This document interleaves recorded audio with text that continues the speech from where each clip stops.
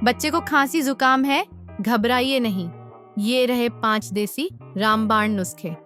अजवाइन लहसुन की पोटली, हल्का गर्म करें, छाती पर सेकें, तुरंत राहत। शहद अदरक का जादू, 1 साल से बड़े बच्चे को सिर्फ आधा चम्मच दें। हल्दी वाला दूध रात को पिलाएं, सर्दी छूमंतर। नमक का पानी ड्रॉपर से नाक में डालें, सांसें खुलेंगी। सरसों तेल मालिश, तेल में अजवाइन लहसुन मिलाएं, छाती पर मलें। मम्मी पापा, बच्चे को दवा देने से पहले ये ट्राई करें। ऐसे और टिप्स के लिए चैनल फॉलो करें। हंसते हुए थम्स अप और सब्सक्राइब इशारा।